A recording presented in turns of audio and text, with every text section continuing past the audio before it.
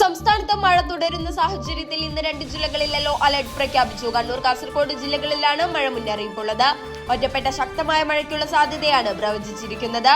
സംസ്ഥാനത്തെ 4 വർഷ ബിരുദ കോഴ്സുകൾക്ക് തുടക്കം. വിദ്യാർത്ഥികൾക്ക് വൈവിധ്യങ്ങളായ സാധ്യതകളാണ് മുൻപിലുള്ളതെന്നും അവരുടെ കഴിവുകൾ ഇവിടെ തന്നെ പ്രയോഗിക്കണമെന്നും മുഖ്യമന്ത്രി പറഞ്ഞു. മുഖ്യമന്ത്രി ഗവർണറെ പരോക്ഷമായി വിമർശിക്കുകയും ചെയ്തു. പോലീസ് സേനയിലെ ആത്മഹത്യയും ജോലിഭാരവും നിയമസഭയിൽ അടിയന്തര പ്രമേയമായി അവതരിപ്പിച്ച പ്രതിപക്ഷം. PC വിഷ്ണുനാഥ് MLA ആണ് അടിയന്തര പ്രമേയം അവതരിപ്പിച്ചത്. പോലീസുകാരുടെ നരക ജീവിതം തുടരുകയാണെന്ന് പറഞ്ഞ വിഷ്ണുനാഥ് 8 മണിക്കൂർ ജോലി അവർക്കിനിയും സ്വപ്നം കാണാൻ പോലും കഴിഞ്ഞിട്ടില്ലെന്നും വ്യക്തമാക്കി.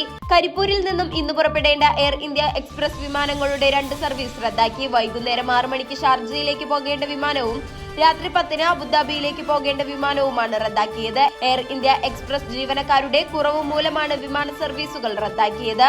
രാജ്യത്ത് വാണിജ്യ ആവശ്യങ്ങൾക്കുള്ള പാചകവാതക സിലിണ്ടറുകളുടെ വില കുറച്ചു. 19 കിലോഗ്രാം സിലിണ്ടറിന് 31 രൂപയാണ് കുറച്ചത്.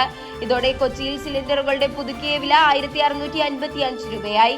നെറ്റ് നീറ്റ് പരീക്ഷാ ക്രമക്കേടുകൾ പാർലമെന്റിൽ വിശദമായി ചർച്ച ചെയ്യണമെന്ന് പ്രതിപക്ഷ നേതാവ് രാഹുൽ ഗാന്ധി. ഈ വിഷയം പാർലമെന്റിൽ തന്നെ ചർച്ച ചെയ്യണമെന്നും അങ്ങനെ പാർലമെന്റ് ഈ വിഷയത്തിൽ വിദ്യാർത്ഥികൾക്കൊപ്പമുണ്ടെന്ന സന്ദേശം നൽകണമെന്നും രാഹുൽ ആവശ്യപ്പെട്ടു. CBI അറസ്റ്റിനെതിരെ ഹൈക്കോടതിയെ സമീപിച്ച് ഡൽഹി മുഖ്യമന്ത്രി അരവിന്ദ് കെജ്രിവാൾ.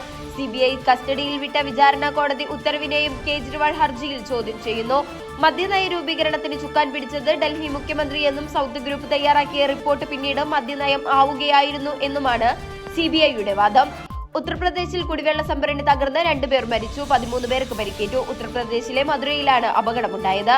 പരിക്കുപറ്റിയ ഒരാളുടെ നില ഗുരുതരമാണ്. മഹാരാഷ്ട്രയിലെ ലോണോവാല വെള്ളച്ചാട്ടം കാണാനെത്തിയ ഒരു കുടുംബത്തിലെ 3 പേർ മഴവെള്ളപ്പാച്ചിലിൽ ഒഴുക്കിൽപ്പെട്ടു മരിച്ചു. ഇതേ കുടുംബത്തിലെ 2 കുട്ടികളെ കണ്ടെത്താനായിട്ടില്ല. ലോണോവാല പ്രദേശത്തെ ബുഷി ഡാമിന് സമീപത്തുള്ള ഒരു വെള്ളച്ചാട്ടത്തിൽ വെച്ചാണ് 7 പേർ ഒഴുക്കിൽപ്പെട്ടത്.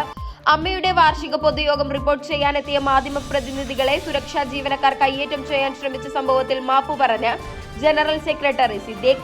തന്റെ ഭാഗത്തു നിന്നുണ്ടായ അശ്രദ്ധയാണ് ഇങ്ങനെയൊരു പ്രശ്നം ഉണ്ടാകാൻ കാരണമായതെന്നും ഇനി ഇങ്ങനെ സംഭവിക്കാതിരിക്കാൻ ശ്രദ്ധിക്കുമെന്നും സിദ്ദിഖ് പറഞ്ഞു.